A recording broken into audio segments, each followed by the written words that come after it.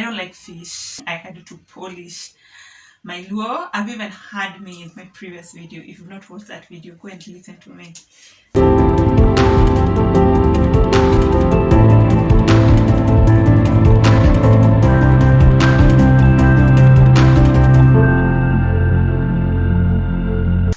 Hello community, welcome to my channel. If you're new here, karibu sana. This is a channel where we talk about everything positivity, do everything creativity, as you exalt Christ. I've been doing some vlogs as part of my life update. I promised you vlogs and I hope you've been enjoying, but we always have to do the sit downs because it's in the sit down that we have conversations. It's in the sit down that I share the details. Personally, I love sit downs because vlogs put me on the spot.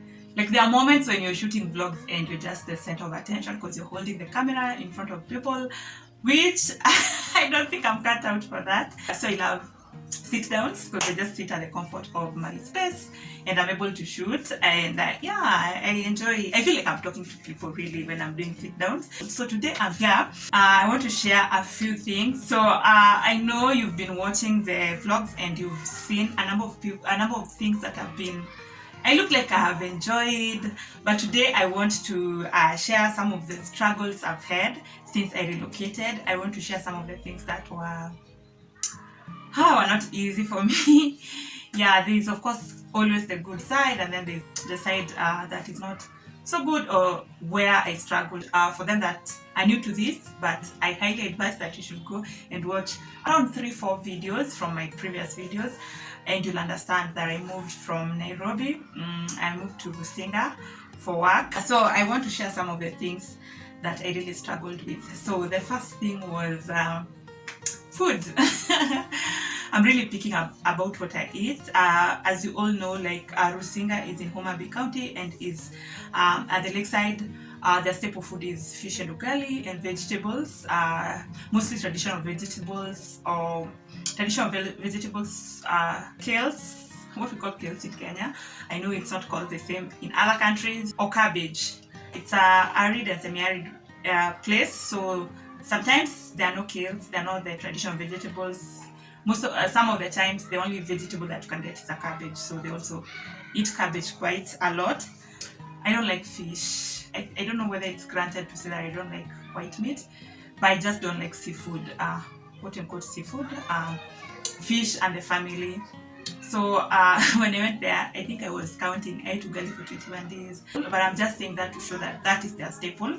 And it was ugali and a fish related food. So either fish, omena, and fish in various forms, like fried, stewed, like a fresh fish, and different breeds. So yes, I do eat fish, but it's not one of the things I enjoyed. So yeah, it's mostly what you get there, and I feel like you can't avoid eating it because when you can't get kales, when you can't get, like, fish is very available. Omena sardines, daga. Yes, I think it's daga. Yeah, just fish related food, which I personally don't enjoy as much. So the other thing is the climate. It's exciting. I don't like hot weathers. I don't like the coast. I don't like Kisumu. Okay, at least when I went, it was raining because I left Nairobi in March, on March 1st. It was really, really raining. But after that, the sun came and it was scorching. But even when it rains, it's warm. It will, especially at night. I'm a night owl, but there it reaches a time at night when you can't even work because it's so hot. It's hot. So you know, at night sometimes you can easily get sleepy, and so it's not easy to work at night. Whereas I love working at night, but also during the day you just get tired, and yeah, the temperatures are not nice. Yes, and also when it rains, this time it rained. I know it floods then in Nairobi a lot because I think of the drainages and all. But also there's the way that place is such that it could rain on that other side and it's not raining on this side. So most of the time we use motorbikes, or we always use motorbikes unless you have your personal car. And there are no public means around where I work and live. If you're being carried by a motorbike to go to the other side, you'll find that it has rained so much such that ni kama mnabebwa na maji in short. So the climate there is not very pleasant. The temperatures are high. The other thing is language. I had not like a language barrier. I do speak and understand Luo clearly. The people in Homa Bay predominantly speak Luo, so of course, no, what am I saying? They speak Luo and Suba. Two languages, Luo and Suba. Suba I can't hear a lot at all. Luo at least I can hear and speak. But I wasn't as fluent, so that was really something. Accent. My accent is not that good. There are also words that I don't understand. I don't know what they mean, and there are also words that I use differently rather. So when I went there, first I'm not fluent, so that's how I used to sail through. I would avoid speaking because I know that I'm not as fluent, and then the accent is not that good. So I would avoid speaking around people who can speak unless we are talking about someone. Like if you're out there and you want to talk about someone, or you want to talk about like my sister's kids, we'll only speak so that the other person doesn't hear. You know what I mean? Yeah, that only happened then. But when I was there, I had to speak, especially in front of people, because when you go to work and you're working with like people at the grassroots, you don't want to come and speak. First, Luos don't like Swahili. You'd rather speak to them in English than in Swahili.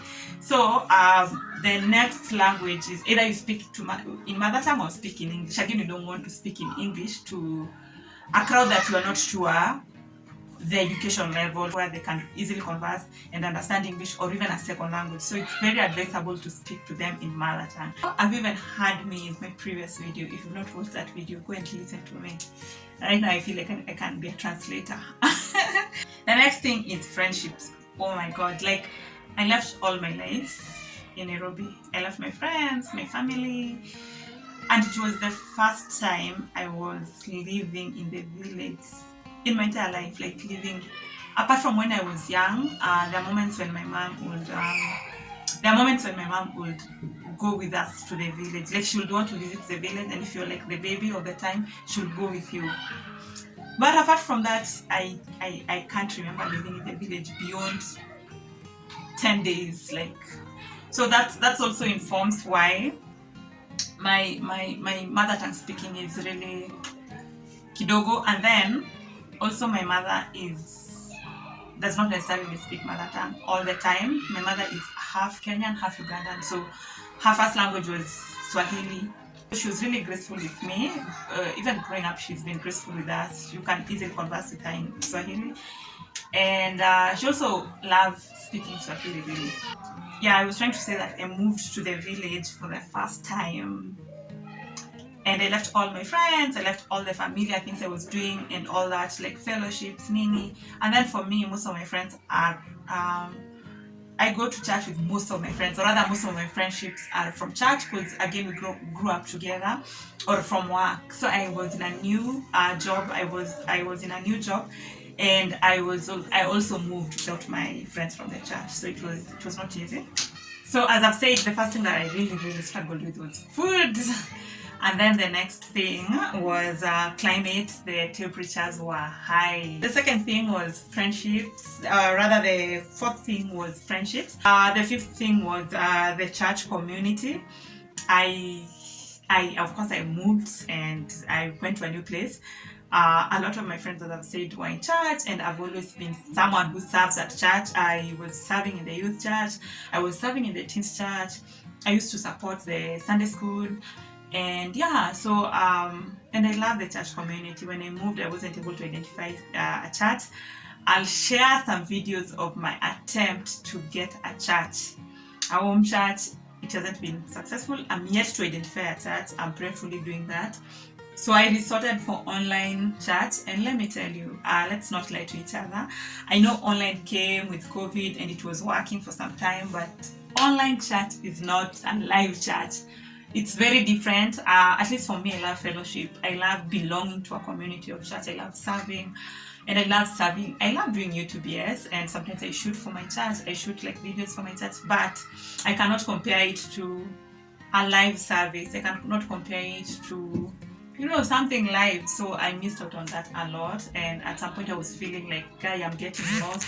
The moment I was feeling so dry. I feel like when you go to a live church, this the way you feel after a long week, and then on Sunday you go and like you talk to people, you hug people. I'm not a huggy, but even that counts. Like you just talk to people and you fellowship, and sometimes you even fellowship just over a cup of tea, and you feel better. Or sometimes even just seeing people, you just feel better. But I missed out on that a lot. Some of the churches I went, they were, I hope I don't sound offensive. I pray that people who are watching this will understand where I come from.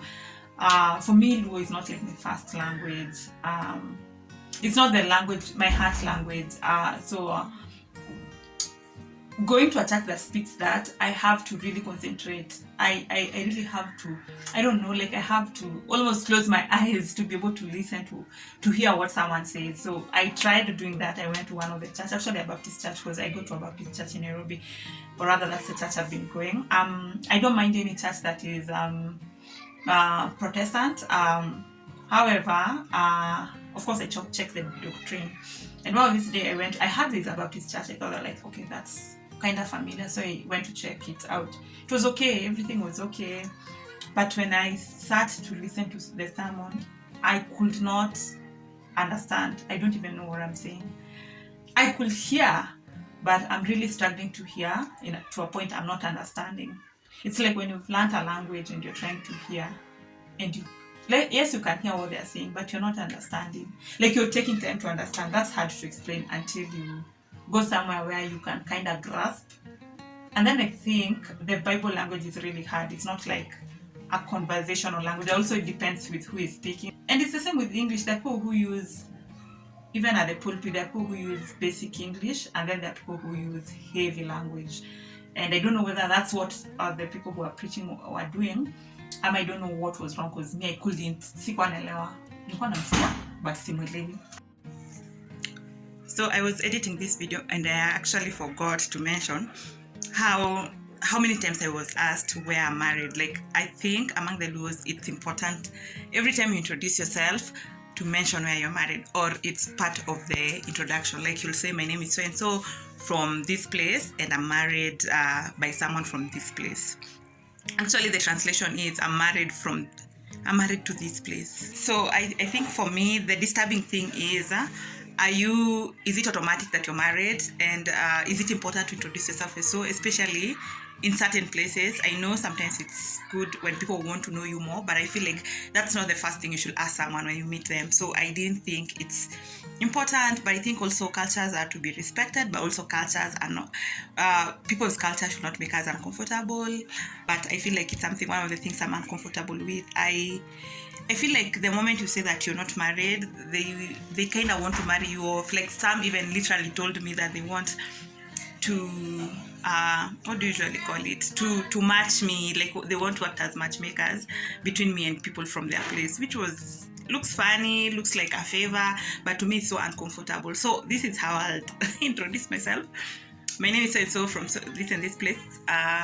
If I need to, if they insist on me explaining myself, I'd say I'm not married, but soon to be married. How soon is soon? I'm the only one who knows.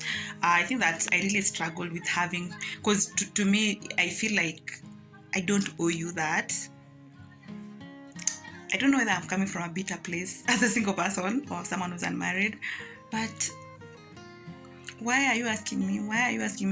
So that was something that will just put me off. Let me know if in your culture, saying who has married you, or which, where are you married at? I don't even know how to explain it. The translation cannot be translated in Swahili. It's easy to explain it in Luo, like it's a Luo thing. So let me know whether in your community that's a thing. I didn't know, by the way, it's mandatory to introduce yourself as so. So I had to ask, and I was told that it's proper. But I'm like, how proper? Let me know, or let me know for me to know whether I'm justified to say that was something I didn't like, or should I just adopt to that, or should I discourage? So the sixth thing, which will be the last one that I share, that I really, really struggled with, was convenience. The village is not convenient.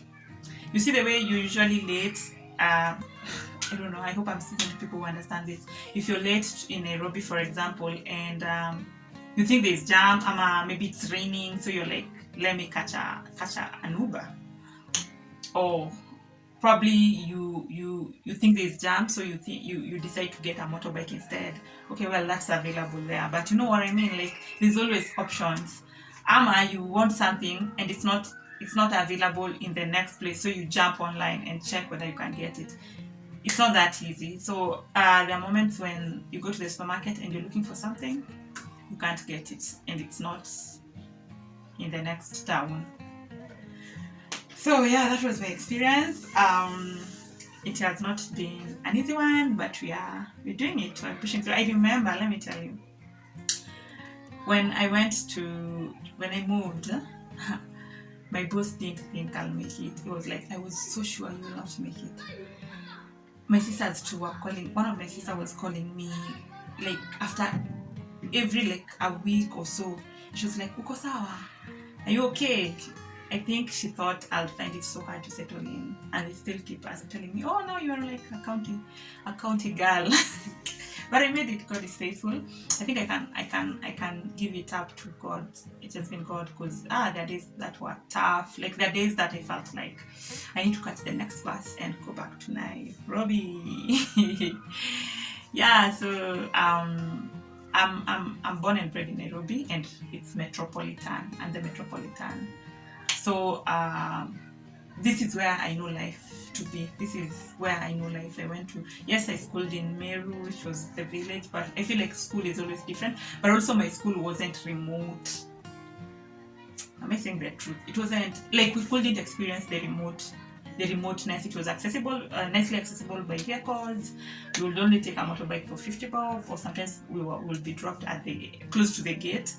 We'll be picked from the gate. So we never experienced the remote. We had water, we had all the necessities we needed, and then it was not very remote. And primary, I was still in the metropolitan. University, I was in the metropolitan. So this was the very first time I was just taking. I was going to a different place. So that was how my experience was. God has been faithful, as I've said. There are friends who've been really intentional. Every time I would come back. We'd make sure we catch up. We meet over coffee and catch up. Yeah, and there's even a friend of mine who had purpose for us to be having like monthly meetups. I am really grateful for the intentionality like some of my friends have had in making sure they've checked on me. And as a last one, I decided to take therapy because I don't love change. As a person, I don't love change. I'm scared of change. I'm really, really scared of change. And that's why I'm saying it has taken the grace of God. So I started therapy like 2 weeks ago, and that is helping me with navigating life transitions because they can make you run crazy. I won't call it loneliness, but the isolation, because for me, I am usually able to be by myself. I'm able to move to a different place and move without family and move without the friends bit. I don't know, but it's always important to make friends. I've not made friends yet. Up until now, I've not made any new friends. I'd say like, oh, there's someone I've left. No. I've not made any new close friends, if I may call it. I'm able to be on my own. So it's more like isolation. It's more like an isolation. But I'm scared of change. Like what? So I decided to take therapy. It's going on well. I hope that it will help me to be able to navigate that together with faith. But of course, faith over anything. I cannot compare how God has walked with me to anything really. That has been it. Thank you guys for watching this video. Let me know if you've been going through some transitions in life, how you've been able to navigate them, and just share your thought. Which one do you familiarize with? Which one do you resonate with? Let me know what you think. Also, if you have some coping strategies